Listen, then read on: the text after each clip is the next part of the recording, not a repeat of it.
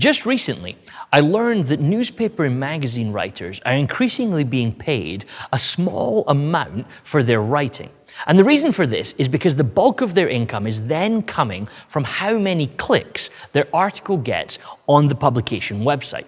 So, if you're a writer, your financial well-being is dependent on how many people choose to read your article. Here's the thing. Most websites only give you a headline with which to encourage your potential reader to click your link. As a result, can you guess what most publications choose to use as headlines? Yep, you've got it. Rage. Headlines that irritate us or divide us or anger us or incense us. Those are the headlines that earn the most. Outrage gets clicks. Now, I think part of the reason that we are drawn in by anger is that there's something elemental to it, something that resonates deep within us as if it's part of our wiring. From ancient times across cultures, traditions, and beliefs, anger and rage have drawn the interest of humans. Take, for example, the Genesis narrative of Cain and Abel. Well, this story is the earliest relational story in the tradition of the three major world religions, so Christianity, Judaism, and Islam. And yet this story, one of the earliest surviving stories about humans, is a narrative of an enraged man called Cain who murders his brother Abel. Like, anger is the emotion of the first human relational story in Scripture. But what about even to this day? Anger still interests us. Take, for example, the last few decades of Marvel movies. The one superhero from that group that has an emotional connection to his superpower is the Hulk, this giant green lump of rage. And while his alter ego is always saying, well, you won't like me when I'm angry, the near $500 million that Hulk films grossed at the box office suggests that that might not be true. We do like Hulk angry. And right, I realize that Hulk doesn't really live out the verse that we discussed in our last video from James 1 and verse 19. Like, every person should be quick to listen, slow to speak, and slow to anger. But does the Hulk perhaps give us something of an insight into how we perceive anger in popular culture? The basic plotline of the Hulk franchise is counter to the ordinary superhero narrative, where the hero is consistently urged to use their superpower, whereas the Hulk spends most of his story arc trying to avoid activating the destructive rage within him. So, at some level, I wonder, does Hulk represent all of us in the contemporary world? For many of us, the only guidance we've ever been given on anger is, don't be angry. So at some level, all of our lives are mini Hulk stories. We navigate the world constantly fighting the urge to rage. And not dissimilar to Hulk, eventually, with the right set of circumstances, the rage comes out. And of course, as we know from watching the movies, once Bruce Banner lets go, there's just no going back. It's interesting to me, though, that James 1 and verse 19 is actually more nuanced than what we learn about rage from, well, the Hulk or our society generally. I don't know if you noticed this or not, but what does James actually say about anger? He says every person should be quick to listen, slow to speak, slow to anger.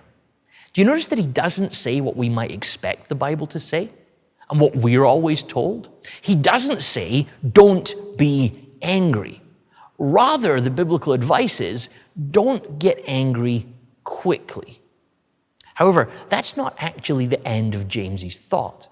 The idea that he's expressing actually comes to an end in verse 20. And so the whole package of verse 19 and 20 reads like this. Every person should be quick to listen, slow to speak, slow to anger. Human anger, you see, doesn't produce God's justice. Now, God's justice is a phrase that the Bible writers use to describe how God's going to put the world right. Sometimes you'll hear the term referred to as God's righteousness, but it's how God's going to fix things. So notice, the critique of anger from a biblical basis isn't simply don't be angry, but rather it's rooted in the knowledge that anger doesn't fix things. The content of our anger doesn't actually solve anything, which perhaps leads us to ask a different question. So my aim throughout this Age of Rage series isn't to end up with a sort of holy Hulk situation where we simply approve of and sanctify repressing our feelings.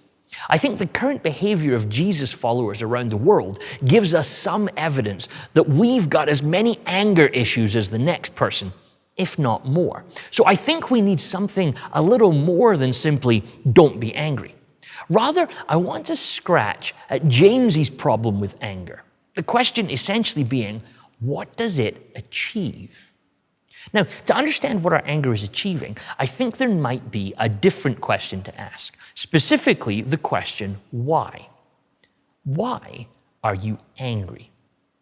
Why do I feel that particular way about this particular thing? What is my anger telling me about myself? Or let's ask ourselves this question. Have you taken time to ask what your relationship is to your anger? Like, what do I actually have to be legitimately angry about? I'm a comfortable white man who lives in North America. In terms of global history, I'm near the top in terms of comfort and safety, and even that's true during a pandemic. And yet I find so much to be angry about. Like, some of my anger might just sneak into the category of righteous anger, the state of politics or global economics or social injustices. But if I'm more transparent, too much of my own anger finds its location in driving offenses or behavior in the grocery store, that I think I have to honestly ask whether the majority of my anger simply relates to just not getting things the way I'd like them, just not getting my own way. So what exactly is anger? The neuroscientist Dean Burnett describes anger this way: a state of emotional and physiological arousal typically experienced when some sort of boundary is violated. Now, just listen to that again. A state of emotional and physiological arousal typically experienced when some sort of boundary is violated. So anger is about boundaries. Boundaries that we hold important that are then crossed by someone else. It doesn't really matter who you are, white Scotsman or Indigenous Canadian, you will have boundaries that you don't like being threatened. So, for example, someone borrows money from you and they don't pay it back soon enough or at all. Well, then your financial or your security boundary has been crossed. Or someone says something that you find offensive. Well, then your moral and ethical boundary is violated. If it later turned out that this person did that thing intentionally, then your social and relational boundaries are broken.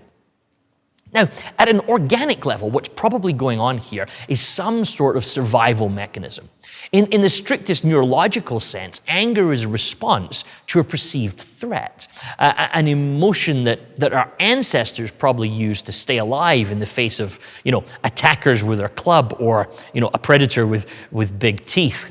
In the modern world, however, this threat response is now being used to navigate, internet trolls and people who steal our parking spot at the mall.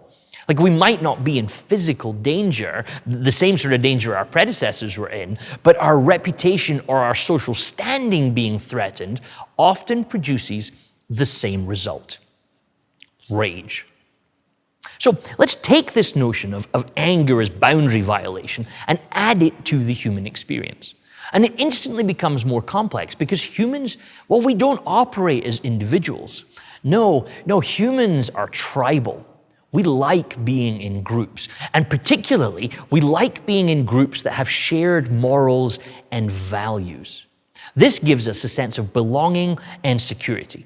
However, the psychology of groups is such that they generally work to strengthen and affirm our shared boundaries.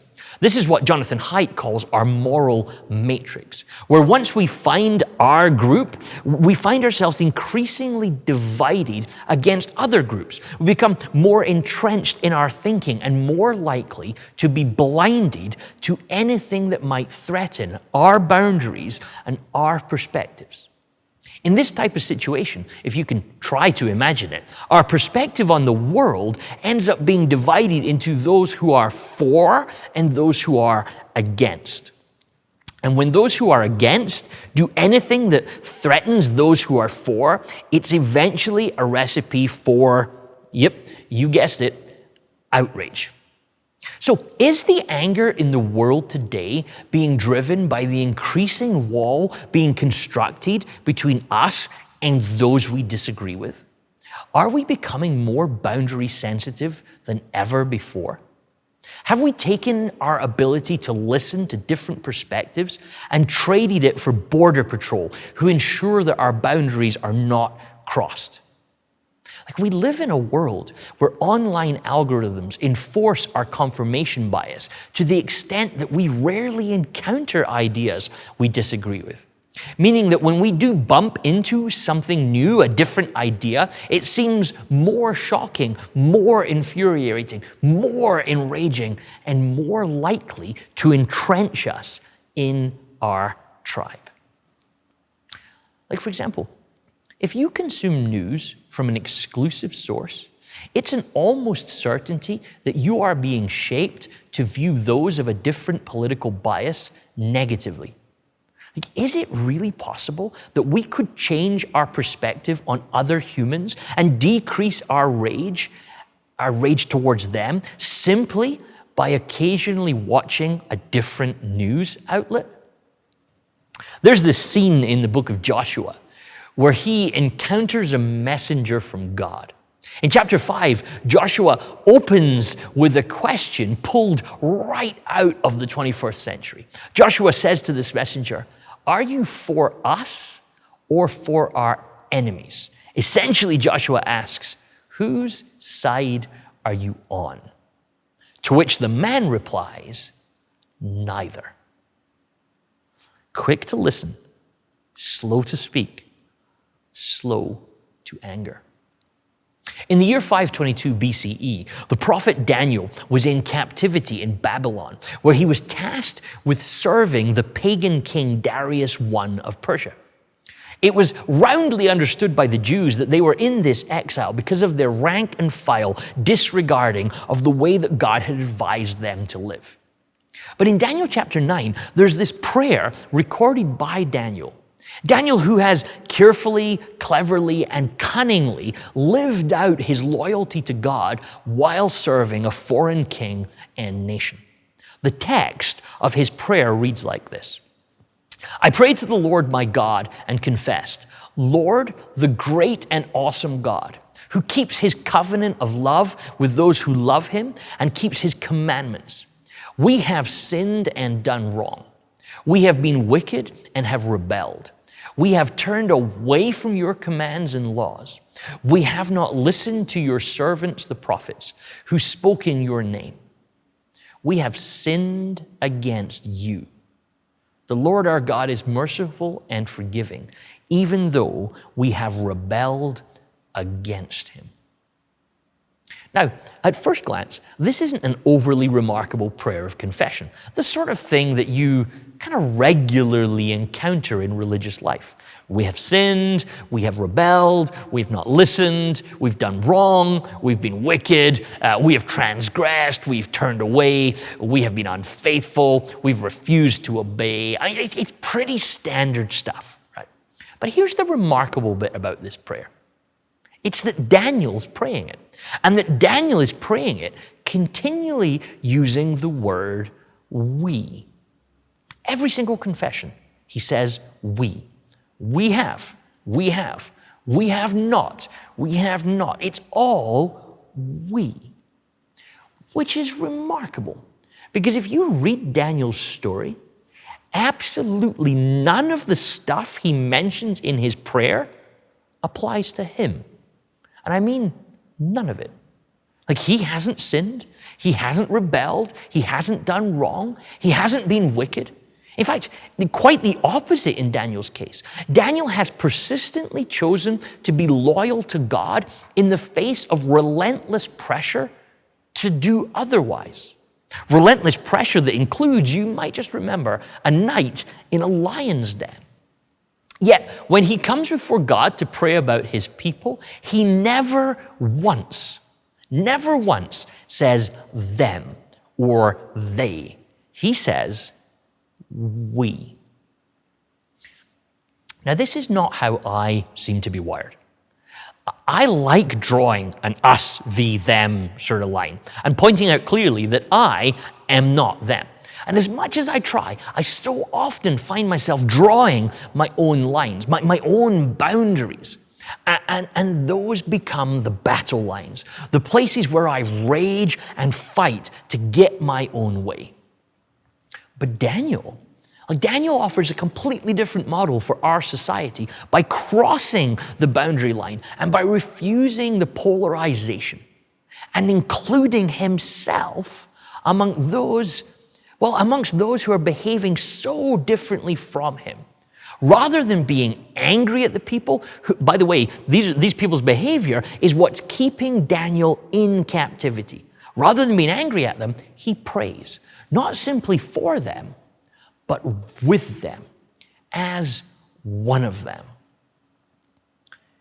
Whose side are you on, Daniel? Neither. By aligning himself with those whose behavior contradicted almost everything he stood for, Daniel offers an alternative for how we navigate boundaries. Do we have to rage at people or parties or ideas just because they're different from us? Is it possible that if we say we rather than them, it might change our perspective and maybe just drop our temperature a little bit? Now, let's be honest. 2020 has given us more than enough to be angry about. Racial division, economic threat, climate issues, political misbehaving. But can we really blame 2020 for everything? Like, is it that simple? Is it just because it's 2020? Or has 2020 simply exposed some boundaries that we were way more sensitive to than we realized? So perhaps the question we should be asking is, what is our anger saying about us? Like, if we can only say them and not even imagine a way that we could say we, perhaps the issue isn't them, but me. So is my anger telling me to examine my boundaries? Does my anger, does it expose my prejudice? Now, rooted in the Christian story is the confession that Jesus is the exact representation of God, the only fully divine person that lived amongst us. Now, if you think about that, there's a model in boundary crossing, that God would become human. Like, this is fully we and not a lot of them. But we often miss how much this move of Jesus to be we, to be with us, is actually then lived out throughout his life as a model for us. Like, Jesus hangs out with the poor and also the rich, the nationalists and the foreigners, the law keepers and the rebels, the religious right and the religious left. And they all, at various points, get mad about this. Like, whose side are you on, Jesus? Neither. But what if Jesus' whole life is a model for how we should navigate our own lives? St. Paul, in 2 Corinthians, he calls us to model Jesus as his ambassadors. But what would that look like for our anger? If our anger is invariably activated by our boundaries, well, think about this. Jesus only ever seemed to become angry because there were boundaries. Like, we quoted Jesus' brother, James, earlier when he said that, rage, it just doesn't fix anything. It doesn't make anything right. It doesn't bring justice. Why? Well, I think it's because all rage does is responds to our boundaries being violated by building bigger walls and digging deeper trenches. But if you'll go with me on this, what about an imaginative exercise? What if our anger could actually be helpful? What if we could flip our anger because we know how it works and what it's doing? As James said, it's not that your anger is bad, it just doesn't fix anything. But what if we could rewire our anger? So, anger is about boundaries. Our natural emotional and physiological response to boundary violation is that fight or flight threat response. Rarely a positive income, especially if you're on Twitter. But what if we could rewire our process so that we allowed our anger to highlight our boundaries? That instead of pulling the pin and exploding, what if we were able to examine ourselves at that moment? Like, what if my anger is showing me places and opportunities where I need to show grace? What if my anger is showing me places where I need to remove some boundaries? What if my anger is showing me boundaries that I didn't realize I had or wanted, or boundaries that I don't even agree with? Like, this might be painful, but what if we allowed our anger to show us where to cross the line rather than draw it? What if our anger showed us the places where we need to say we and not them? When was the last time you prayed for your enemies? Here's a different question. Have you ever wondered whether it's legitimately acceptable for a Christian to have enemies?